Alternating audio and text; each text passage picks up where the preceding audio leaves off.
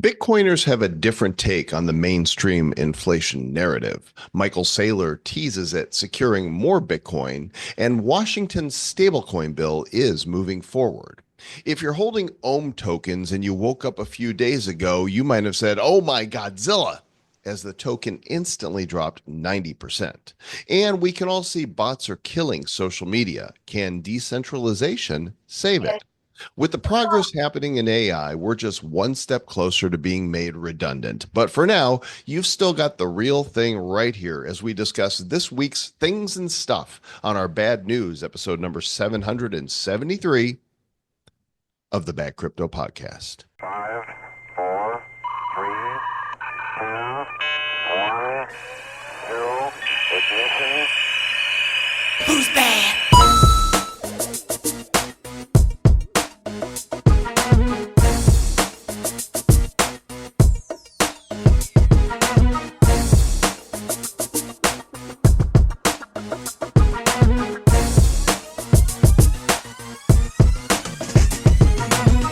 And once again, as promised, this is the Bad Crypto Podcast with Sir Lord Joel Comm and Sir Lord Travis Wright. Still only sirs and lords, haven't added any new titles in years, and getting kind of, I think it's time for Duke or Baron. Earl, Earl.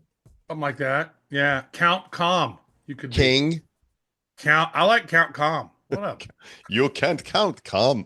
I want to say this. If you want to call us, you can, because we have a number. 708-885-9030 is the Bad Crypto hotline, and we want to hear from you. We haven't heard some friendly voices in a while. We know we're getting thousands of listeners every episode, so why don't you call us so we can hear your voice for a change? Yeah, tell us a funny joke or make a prognostication about the crypto markets, and maybe we'll play you on the show. And if you prognosticate really well, then we might bet on whether or not you're going to be right, which you can do with one of our sponsors, Stacy.ai. Check her out, Trav. Yeah, so have you ever thought, how cool would it be if you could take AI tools, program it with a whole bunch of sports betting data, and then use it kind of like a chat GPT to give you ideal sort of bets that have a good chance of winning? And they're working on their platform. It's getting really close to being done. And they have the sport token that is available on the base blockchain. But this right here is very fascinating because, they said if you could get to like a 55% in winning on sports bets, then you're doing really good. Well, these guys are aiming for upwards of 70%, and they're getting really close on it. They're fine tuning their LLM, and love those guys over there. Shout out to Ryan and the team at Stacy Sports and Eagle Labs that are helping build this thing. And they're building their neural bet engine, which is pretty cool, Mr. Joel Comm. And you guys can check it out for yourself. Staicy, Stacy.ai, and we appreciate them sponsoring this show. Timestamp right now, we are recording at 3:22 p.m. Eastern time on the 15th of April. Either have filed your taxes today or your extensions, because it is tax day. The current crypto market cap at 2.75 trillion, mostly green across the markets this week. Bitcoin just over 84 at 84,168, Ethereum at 1610, XRP at 213, BNB 583, Solana at 128, Tron at a quarter, Dogecoin 15.5 cents, and Cardano at 62 cents. And check this out, Trav. Really, Fartcoin's the big winner in the top 100 for the week, up 49%, and hardly any red, with the exception of one token that we will be talking about soonly. Yeah, a lot of stuff going on in the crypto markets as the stuff is kind of shaking out, and we're trying to figure out what is the trajectory. Are we going to have that next big bull run? Are we just going to are we going to ease our way down, ease on down the road? Who were the big losers this week, Joel? There weren't only Mantra, Ohm. That's it. That's the only one. That's it. The That's rest of not a them. bad market. That's not a bad week. I mean, with last week with all the tariffs and stuff, the terrible tariffs that were going on, and this Oh, tariffs so scary. Bitcoin dominance at 60.7%. The crypto fear and greed indicator, we are at 31 fear, not quite as drastically, horribly fearful as we were in previous weeks. yeah. And Trav, typically they say that the spring, when you hit May, it's like sell in May and go away, is what they typically Is that say. what they say? That's That's typically, but okay. I don't know if that's true for bull years in the cycle. And I feel like Trump has shaken up everything we can't rely on any of the old trends completely. And I still call me not cautiously optimistic, just pure optimistic that this year is still going to be a very, very big year. I think tariffs are going to work. I think that crypto legislation that's very pro Bitcoin, crypto, and blockchain is coming, and we're going to see an economic boom. Hmm. So you're saying this is gonna be a good year. Yeah, I sang Uh, it without you like music, but you like yeah, that band, Black Guys P? What yeah. was that the name of it? Black guys pee. Whatever the name of the band is. Yeah. So Good. That's good. so that's good stuff. I tell you what, it is that chart is still weird. There was not a 69% greed last week. No, It that was it's way not. lower, and so it's still messed up. Maybe we need to find a new indicator for fear and greed because They ain't fixing it. yeah, somebody kick it, fix it. Needs to fix that. All right. Um, So I'm not the only one who feels this way. Pompliano, Pomp, as he's known in the Bitcoin circles, say that Bitcoiners are the first ones to realize that the U.S. economic data, the narrative that is being fed to us about inflation, was wrong. And he tweeted about it on April 12th, saying that the actual inflation is 50% lower than what the government data is reporting. And I'm Mm. not sure how they came to this, but that's really good for an inflation rate, and that is bullishness, and it's taking Bitcoiners to realize this. So I guess Bitcoiners are the new economists, it would seem. Well, And considering is the new money, right, and it will eventually replace the dollar, I Mhm. don't think you're wrong. So right now, so if inflation's going down, in theory, as they're saying that it is, then the price of Bitcoin wouldn't be moving up tremendously if that was the case, right? It's almost like as inflation sort of pops, the price of Bitcoin should be popping.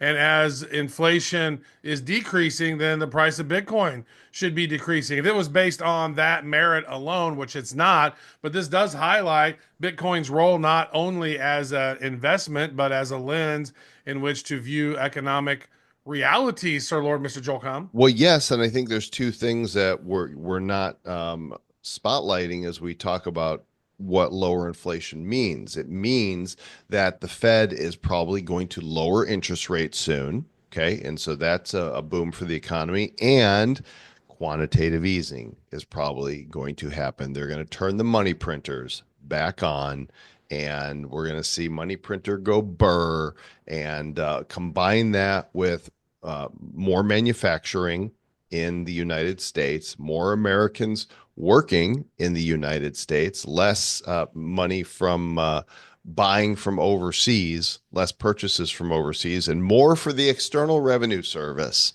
It just all the signals point towards a massive boom. I trust these business people that are running the government more than I trust the bureaucrats, and I think it all bodes well, barring two things: we don't get hit with an EMP, and we don't get into a nuclear war, in which case both of those things are so horrible that we'll have much bigger problems than the price of Bitcoin. Yeah, yeah, that's true. Now, did you hear the rumblings about how Trump and Trump's team and Russia's team had a 5 hour conversation over the weekend about extending peace within the region over there? And I then did on the other not. side, you hear things about like, oh, this just bombed, that just bombed, and so I just wonder what's going to happen? Are we going to get a calming in that area, which I would love and the whole world would love? Or actually, the ones who would not love that are the warmongers who love war because war is profitable to global banksters. And so, let's see what happens. But it does show that, man, according to the 4-year cycle, September should be about the time where we reach the peak of this. But this has been an abnormal cycle, Joel. This has not been like any other one because we had that pre-halving thing that it popped up to an all-time high. Then it had a lull for a couple months. And then it popped back up after Trump got elected to 109K, right? 109K does not seem anywhere near the peak of this thing. It, based on all math and trajectory, should have been between 140 and 180K. That's where it should be. And so, do we still have that other pop in it? Don't know, man. Crypto is always will throw you for a loop. You can't really, you can kind of predict it, but you can't predict it. Predict it. I'm expecting a V-shaped recovery here when it does happen. Doesn't mean we're not going to go down first to make the bottom of that V, but when it does hit, ba-boom. We call it the Bitgina. We did. We did tap 86,000, and some think that based on short-term market behavior, that we could go to 87. Of course, we're sitting at 84 right now, and we've seen some resistance there. And looking at one of the things about doing the show is we're forced to look at the week to week. But honestly, if we were to go back and look at the predictions that people have made, like if there was a way that AI could take an aggregate and name the sources by the tweets and by the articles of who said, oh, we are here, this is the bottom, and this is what happened. I would love to know actual prediction rates of who is the most accurate, because most people, including us, have no idea what they're talking about. Right? Some know less than others, right? I sent you a message over the weekend. I was like, Joel, I'm not trusting it. You go, if I was you, I would sell, dude. I'm like, I'm not trusting you anymore, Joel. Yeah. Don't. I don't know. Every time I go, is that financial advice? Because every time I listen to financial advice, it does. But that's not a statement on Joel or me or the industry. It's just crypto does what crypto's going to do. That's why we all say, hey, don't take this as financial advice, because we sure would like it to be the case, but it might not be. But keep an eye on it, and we're going to give you the news as we see it. But a lot of those people who are telling you exactly how it's going to be, they're wrong, and they're leading you down the wrong path a lot of times. So we just say, hey, let's learn about it, educate ourselves, and let's get better in the process. You know what I mean? I wish that I had listened to this guy back in 2011. I wasn't even aware of him, but his name is Plato. This dude right here, Plato. He was an early adopter of Bitcoin. He discovered it in 2010. He was mining coins when Bitcoin was under $1. And this guy set off on a 3,000-mile journey. This is the stuff he brought with him: a suit, a whiteboard, a tent, a sleeping bag, cell phone, laptop, Nintendo DS, first aid kit, car safety, plenty of trail mix. And he was going to go across the country showing that he could barter Bitcoin for any supplies and shelter. Those of you watching the video version of it, you could see the map that he made here as he went cross country, and he put pins in where he stopped and stayed, and where he everywhere I think it's red is where he bartered something for Bitcoin. And we have a video here that the Bitcoin historian put up of him actually trading 1 Bitcoin for gasoline just a few weeks after Pizza Day. This is one of the earliest transactions of Bitcoin, and wish that I had been following this guy back then. He was a true seer, a prophet, if you will. Dude was able to profit on the profits, for sure. That's good. Yeah, nice for So him. Huh? how much gas did he get for that Bitcoin? Because that's Probably a tank. Probably a tank. tank of gas. That tanks was a Basically lot. $30 worth, $30 for that 1 Bitcoin, Yeah. which is pretty good considering dude sold 10,000 Bitcoin for 2 pizzas, and then he got it down to say, here's 1 Bitcoin. That $30 for that 1 Bitcoin. Right. That was actually for that guy who took that 1 Bitcoin at that time. That wasn't a good deal. Nope. But boy, if he held it, it ended up being a really good deal. for him still today. So Michael Saylor is teasing once again. He's such a tease. MicroStrategy, now just Strategy, owns 528,185 Bitcoin, over 2.5% of the total supply. That's mind-boggling to me because of the actual supply. It's probably closer to what, 4 or 5% because of the lost Bitcoin and unmined Bitcoin. I mean, and he's talking about buying more. I think that they will have 750,000 Bitcoin before this is all said and done. Hmm. Dude, I think they're going to have 1 million Bitcoin by the time it's all said and done. Well, I really hard to keep buying though when the price keeps going up, right? It was Is easy it to because he just somehow just goes, oh, guess what?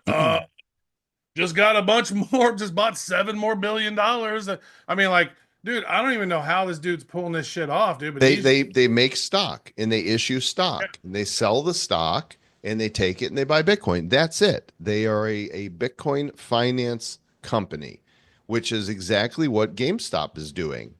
GameStop, nobody will ever catch Strategy. They're too big. They're uncatchable. It just can't be done as far as a private, or a company goes. But that's what GameStop is going to become. They're going to become a Bitcoin finance company. And mm. that's it. That's the model. Print stock, sell the stock, buy shares, buy Bitcoin. And with as popular as the GameStop got with with Roaring Kitty and everything else, it's not necessarily a bad idea, is it? Doesn't I seem to be a bad idea. I don't think so. It can, dude, it's almost like print or go burr. It's like you just printing more stocks and then Mhm. gonna go buy Bitcoin. So it's almost like as if the government was able to do something like that, where they're like, "Hey, we're gonna create some more coin. We're gonna create some more money, shitcoin out of thin air, and now we're gonna go buy Bitcoin." Well, Like, the thing is, the government could, right? With quantitative easing, the government could just print a bunch of money and say we're using this to secure Bitcoin for the yeah. for the treasury. Or they could, if they ever make it to Fort Knox and reveal if the gold's there, they could sell gold. Or it's not even the actual gold; it's paper gold that they'd be selling, right? Hmm.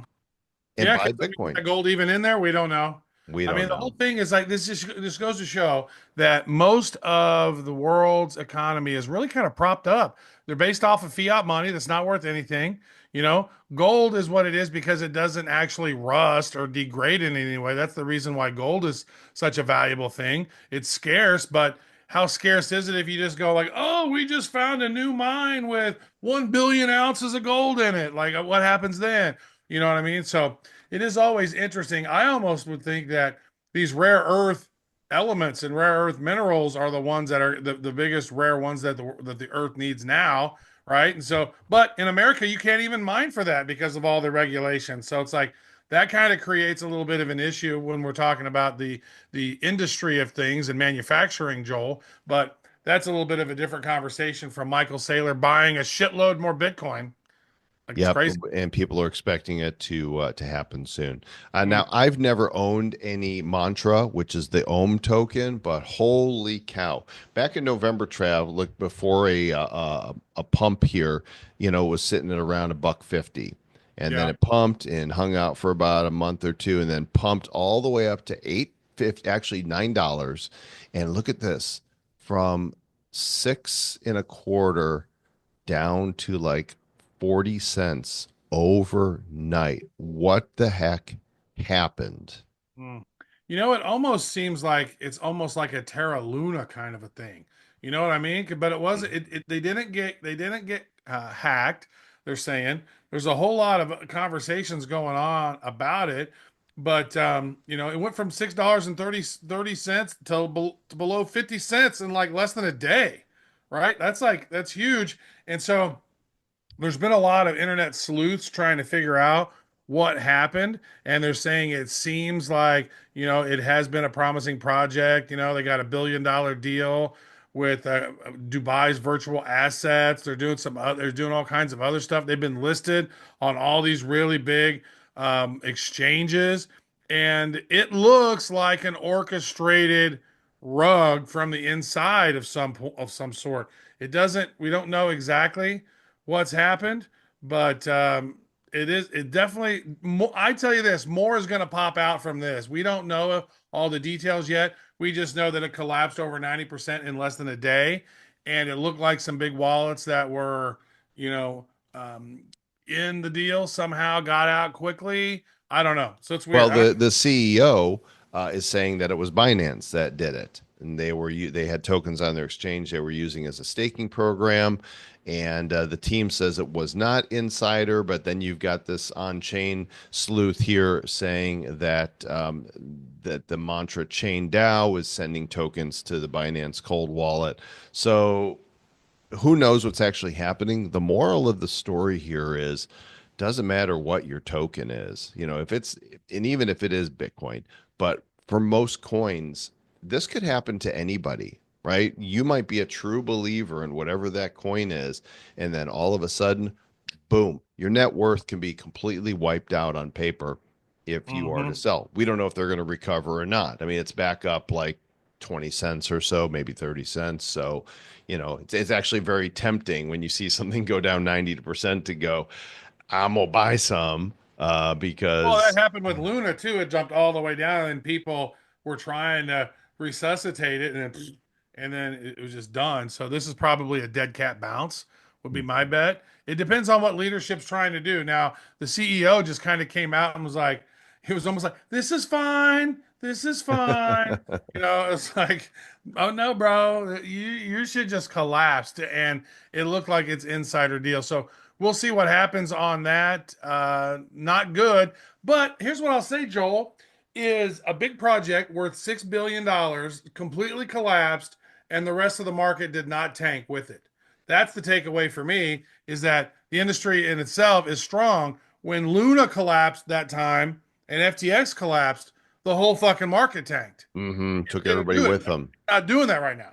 But it's not a big project. I mean, yes, it had a decent market I mean, cap. how big was Luna whenever it collapsed? It was not it was around that size, right? But it's a different game It's now. right You're about this big. mm, No, about a quart or something. We yeah, do investigate projects, and many come to us and want to be part of the show. And there's one in particular that has captured our attention, especially you, Sir Lord Travis. And we're going to be working yeah, with the nice people at Apex Fusion. The website for it is apexfusion.org. And why don't you go ahead and give a quick teaser overview, because in the near future, we're going to have these guys on the show. yeah. All right, so I'll say this: they're doing some stuff that's very unique, and they have some members of the team that were on the core Cardano team, the Ethereum Foundation, and Polygon, and they said, you know what? We did some things wrong when we were building Ethereum and Cardano and Polygon. There were some things that weren't done correctly. And I'll say this, when you look at Ethereum right now, what is Ethereum right now? 1,600 bucks a token or something? Yep, that's right. There's over 100 L2s, and each one of those L2s are pulling away liquidity from Ethereum, right? Oh, they all work together and create one copacetic thing, but each blockchain is viewed as its own thing. Now, if you added up all of the Bitcoin, or the Ethereum ecosystem tokens, it's probably a much, much bigger number. But since you have all these L2s distributed away, it creates a problem, right? So what Apex has done is created their own tri-chain, multi-chain built in to one ecosystem. So they have an L1, which is their prime chain. That's the main security token chain. It's generating the tokens, their Apex tokens. Then it has two other L2s that's built into it. One L2 is an EVM one. I believe that one's called Nexus. And then the That other is Nexus. Yep. that is Nexus. And then that was just off the top of my dome. And then the other one is a UTXO. It's a Bitcoin L2. That is called Vector. And those right there are built into the ecosystem, Joel. So imagine, whereas the other L2s for Ethereum and the other L2s for Bitcoin are siphoning away liquidity, this almost has a gravitational pull pulling in liquidity.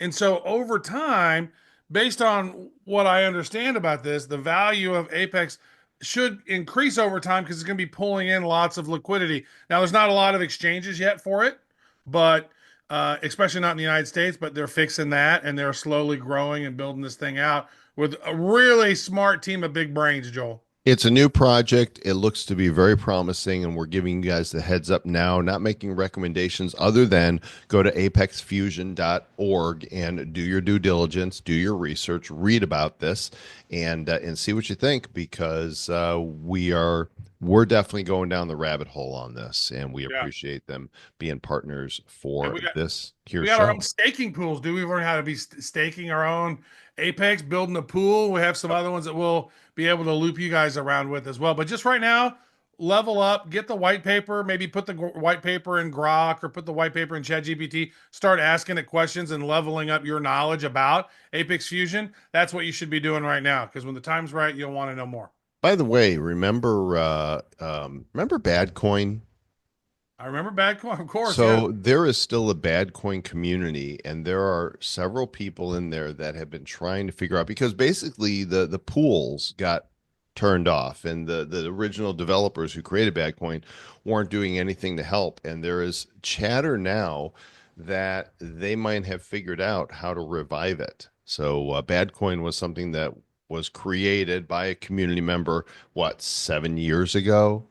Mhm. To teach people how to do crypto and how to mine it. And there's many like, is bad coin gone? Is my bad coin gone forever? It might come back. You might be able to mine bad coin once again, and we'll keep you posted on that. And that would be awesome because realistically, when that thing came out, meme coins were not big at all, but it's really one of the first probably 10 meme coins, really. And it was all set up on how can you use bad technology to mine it. How cool would it be to eventually have a mobile miner where you could just mobile mine bad coin and it has a really it's like the chain is actually a multi-chain algorithm of like what Bitcoin used, Litecoin used, and then some other ones. It's a pretty cool system when it was created. So If maybe you that'll be something. listen closely, you can hear somewhere off in the distance a voice saying, "I'm not dead yet." I'm not. We thought it was dead. Who's I'm not. that? I'm not dead yet. We'll keep you posted if there's any developments there. Meanwhile, in the Senate Banking Committee, Senator Tim Scott, a huge Bitcoin proponent, is saying that the committee has several regulatory goals around crypto, and they want to pass some legislation here around stablecoins and market structure as laws by August. And this, again, typically the summer is not boom time for Bitcoin and for crypto. But if we have motion forward on this type of regulation by August, that changes the summer game completely because it's extremely bullish. Extremely bullish. I like that. Yeah. So um, stable coins are a big thing, and I think we're seeing more and more of these popping off in even other areas, like the I think the euro one. I don't know why there's not a ruble one. There probably will be. All of them, and I'm really looking forward to the day when you can trade them like they're forex because there's Right. lots going to be a lot of arbitrage available, especially if you have your own little AI agent trading it for arbitrage. But if we get more regulation around those things, you're right. I think the space could pop off. It's like we're always doing, we're always popping off over here. Mm-hmm. Popping off on things we know nothing about, and everybody now, all the former COVID experts and Ukraine war experts are now tariff experts. Are It's they? amazing. All these people on social media are experts, Yes. and tariffs, of course, are moving forward everywhere. But Trump administration is walking back a tariff exemption on electronics. They're saying that he's flexible on electronics, and look, we need microprocessors. There's certain things that other countries are manufacturing that we have to have, and you've got to have some flexibility.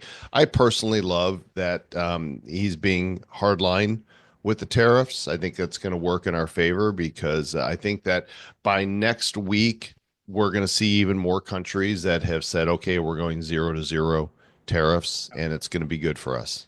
Yeah. Haven't like 75-ish countries already reached out? Am I They've right? reached out, yeah. It's So, like that. but we That's don't a big number. know, they're like, hey, we Yeah. want to talk about this. Yeah. So the problem here, Joel, is that with these tariffs, and I think we maybe even discussed this a little bit last week, is that the world has been using America as exit liquidity. We consume 33, like roughly a third of the world's consumption comes through America. Maybe that's why we're fat, Joel, but not you, but me.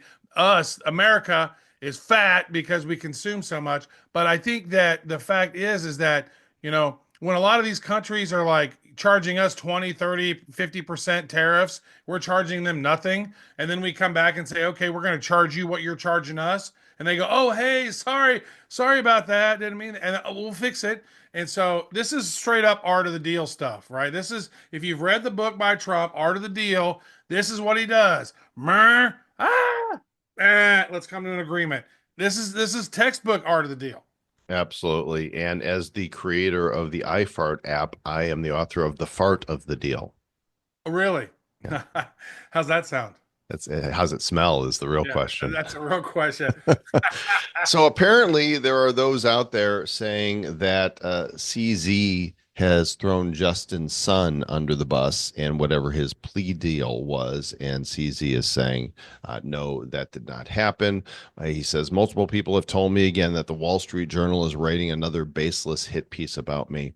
I don't know if it's true or not, but what is the deal with today's media that like there's just so many poor journalists out there that are just activists that they're not writing what the most important news is. They're putting news out that tries to support an angle for them. And this is why Trump's always calling out CNN to their face and saying you're horrible because you hate America. Is this new? This is not new. This is just maybe more aware to more people because now we know that the fake news has been there. But dude, when we've had, the Mockingbird media for so long, the CIA's had their finger in all of these newscasters. Get your finger out of my newscaster. Finger out of my newscast. I said that and I laughed. I was going to try to keep a straight face on that one, but that's what's been going on. And tell you what, if you're a newscaster and you're out of college and now you've worked your way up, and they say, hey, we're going to pay you $1.5 million a year, you just need to do what the fuck we tell you to do. Say what we need you to say. Yeah. Okay. And guess what they're going to do? It's not so inexpensive to buy these people off, and there's not that many major networks. It's not so expensive. It costs them what? Maybe when you talk about MSNBC and CNN and all these other ones, how much does it cost to pay off all these newscasters? Dude, you got sponsors from freaking Pfizer and everybody else coming in paying all that stuff off. They're just paying off the news, and it's so easy to pay off these influencers. They'll do whatever you say. Oh, you're gonna pay me a couple grand? Hell yeah, I'll say whatever. Like, so you just gotta take all news with a grain of salt, including bad crypto. Yeah. Well, look at this. I just had it talking about news. You know how many people actually watch? These are the most current ratings from the treasured 25 to 54 demographic. Okay. And this is in thousands of people. I don't think people realize just how few people actually watch cable news. So let's go to prime time. Let's pick this hour here because this is where you have the biggest battle: Rachel Maddow versus Sean Hannity. Sean Hannity in that demographic gets 285,000 viewers. Rachel Maddow, he gets 135,000 viewers, and Caitlin Collins on CNN 77,000. It's nothing. Here's the totals. This is all demographics, I believe. Yeah. Prime time CNN gets less than 500,000 viewers. Fox gets almost 3 million. That is such a there are YouTubers covering the news that their videos get more than that. There's more people watching, people sitting in their basement with their laptop. Yeah. Well, I'll say this is that, even with YouTube sort of throttling Tucker Carlson, for example, Yeah. he just did an interview, and I had to tune in and watch. I watched it live. It was an hour and a half, Representative Kurt Weldon came on and said, "Hey, it's finally time to tell the truth about 9/11," and they went in on some crazy stuff. That thing's got almost 900,000 views. Now you look at a Hannity or any other of those, that's still three times as much as the top dog gets on national television, right? And so, but they've throttled that down significantly. They don't want people to know the truth about what happened in Did you 9/11. listen to it? I haven't yet, but I'm I did. interested. Yeah. And Yeah. it's what is the synopsis, Grok, Travis? Well, there was in the history of civilization, there has never been a building fall down under its own weight because of a small fire like Building 7 had. Right. Right. And so they basically have 3,000 architects and everybody coming in and saying, you can see, here's basically what happened. They're completely lying about it. It's been 25 years now. They Yeah, need to what's the start telling the truth? truth. Give Yeah. me what does he say actually happened? Well, he gives a bunch of evidence about a bunch of different things, and he leaves it for you to say, "Oh yeah, this is what they're telling us is not the truth." So they didn't come in and say, "Oh, Bush did this," or Cheney did that, or blah blah blah. They just talked about all the things that most people need to know about. Especially how at 5 p.m. on September 10th, 2001, Rumsfeld comes out. He was Secretary of State saying, "Oh, there's $2.3 trillion missing. We're going to get to the bottom of it." And the very next day, they had everybody who was getting to the bottom of it in the exact location of the Pentagon that got hit by the cruise missile. I mean, got hit by that airplane. And that just happened to be reinforced so it didn't destroy the rest of the Pentagon. And that happened to be where all the accountants were and all the evidence that day. So Oh, wow, that's a coincidence. where did the airplane go? Well, they could just take care of airplanes. They probably just took it and who knows what exactly they did with it. They could have flown it into the ocean. Who knows? But those people most likely are completely dead, I'm sure. But it would be impossible for a pilot who didn't know how to fly to do a loop-de-loop like that plane allegedly did and then come down and hit something at ground level like the Pentagon is. It was just And then there was impossible. no wreckage. There was no plane wreckage, just Yeah, waste. yeah, yeah. Yeah. That's because it was All a right. cruise missile. Worth Um, worth listening to. It's I'm definitely gonna worth listening to, especially I was awake when 9/11 happened, mhm. right? I mean, so I watched it with a complete stink eye, and they did talk about how Building 7 collapsed, and newscasts in Europe were talking about how it already collapsed, and you can see in the background there it still is. It hadn't collapsed yet. So there was obviously basically they were laying out an agenda, and then look what happened.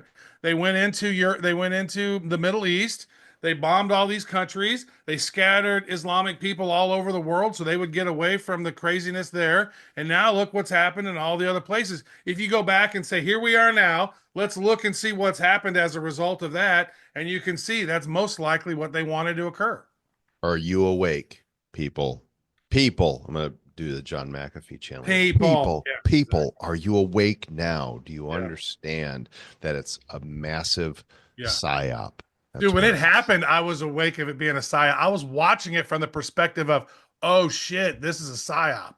Well, That's what was weird. All my family and friends were like, what the fuck's wrong with you, Travis? so Osama bin Laden, he You're did it. you're insane. What the hell is it?" And then slowly people come around and going, how did you know this stuff? I was like, "No, I just pay attention. I don't pay attention to a lot of stuff that most people pay attention to." And be skeptical, Yeah. question everything, especially what you hear on social media. And now more than ever, we're seeing bots that are just, and I know that X is doing the best they can against them, but there are so many bots out there. They're overwhelming social media, getting all kinds of fake metrics. They're providing all kinds of mis and disinformation. There's no trust. And this article, which I think is worth a read on Cointelegraph, is about how decentralization can fix this problem. I'm skeptical, but it's possible. And if you go to badco.in/773, you'll find links to this article and the many others. Travis, we've seen numerous uh, decentralized social media attempts, right? Minds.com comes to mind. Odyssey is a decentralized video platform comes to mind, but none of these. Remember what was a friend social that had its 15 minutes of fame. Uh, none of these have taken off and gained any critical mass other than being the flavor of the day. Well, I would say this as you're talking about bots and bots can kiss my bot and bots aren't going away. Bots are only going to get worse. They're going to evolve in their levels of intelligence already. AI agents are the next level of these things and bots are not going to go away. They're only going to get more intelligent and then whoever is controlling the swarm of those AI agents, which people on the right and the left are both growing their AI agent armies. This next election is going to be insane when you start throwing in how AI is more intelligent than most people. And I mean, that's not even that hard. Most AI agents are smarter than most every human individually, not collectively. But I mean, how do you think that's going to play out? The next election cycle is going to be nuts. I don't disagree. And it's, I'm really interested. And I think, in fact, I just want to, like, the other news we have is really cool. You guys can go check it out. But I just want to wind the show by talking about what that looks like. Because right now, you've got Bernie Sanders stumping at Coachella, like this fossil of a guy. And you've got AOC, who is the radicalist of radicals on the right. Are these the leaders? This is the best they can do. No wonder the Democrats are polling at 21% approval. Like what? Who's going to rise up? They're gonna resurrect Obama. He doesn't have the gloss that he once had on him. Yeah, it is kind of wild. Hey, so speaking of AI agents, can I show you something here real quick? Please show us all. Yeah, I'm going to show you here on the screen. And so here's something that I've been playing around with. I have access to manus.ai. And so I said, well, here's all the news articles that we're talking about. What if we were to reimagine the newsletter a bit, right? And or just our show notes. And so look at this now, Joel. I've leveled it up. Now we're going to put the show, with the MP3 right there. Uh-huh. Boom, there's our sponsors. Uh-huh. AC Sport, Apex Fusion. Boom, all these different articles that we talked about in this particular show notes. This Right is purdy. Or we're gonna try and get this on the website or linked to from the website then for each episode. I think so. Maybe at first we'll have it linked to where it's stored on Manus, but we might set it up. The thing is, that's probably the easiest way, or we just change the badco.in to this particular link or something. I'm not sure exactly Yeah, how we. that would be fine too. And the other thing is, if you guys are not on the email list, we've not really used it in a long time, but many of you are still on it. If you're not, go ahead and get signed up on the mailing list. And I think that's somewhere on the website. Yes, if you go to badcryptopodcast.com and scroll down to the bottom, enter your email and subscribe, and you can get the free 2023 Bitcoin starter kit. That's good. That is good. But this right here, I've gone in and I have worked on this thing for multiple hours to kind of get it exactly the way that I want it. But AI generated this whole thing, and how beautiful is it? It's It's totally great. got the bad crypto vibe, doesn't it? It's great. And if we can figure out a way to send this via email to those of you on our list, then we're going to do that. And we appreciate you being with us on this journey. We're coming up on our 8-year mark, which will be in July. Also, we might be skipping a few shows here Yeah. in the coming weeks as there's some travel shenanigans that are going to be taking place. And that means bandwidth could be an issue. I want to make a suggestion. Can I make a so- suggestion? Put it in the suggestion box. So when we start, so after July happens, July 18th, that next episode, Yeah. that should be season 9, episode 1. We should kind of give it a little reboot like that. It'll still be episode 780, blah blah blah, or whatever. But dude, how cool is it that realistically this is the 9th season of Bad Crypto? It's remarkable to me that we've been at this so long. What a 9 journey. years, dude. That alone, when you see episode 7, that's one thing. But when you see season 9, episode whatever, like that's cool. I'm like, it's just like, wow, dude, how many, like, so it's kind of a reimagining of the nomenclature of the show.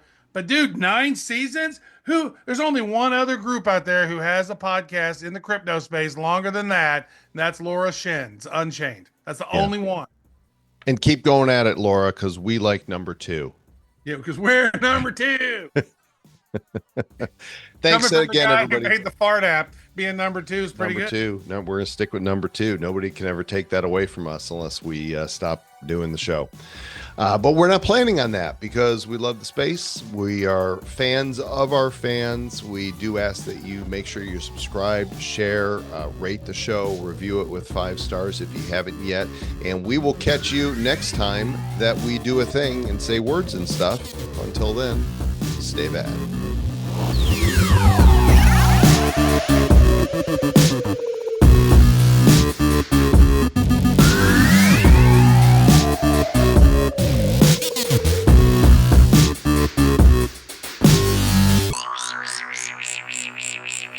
Who's bad?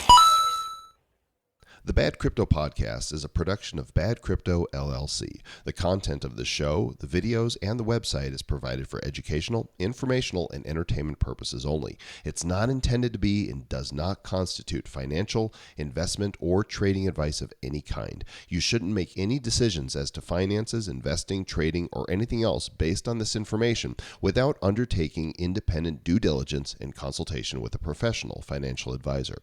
Please understand that the trading of Bitcoins and alternative cryptocurrencies have potential risks involved. Anyone wishing to invest in any of the currencies or tokens mentioned on this podcast should first seek their own independent professional financial advisor.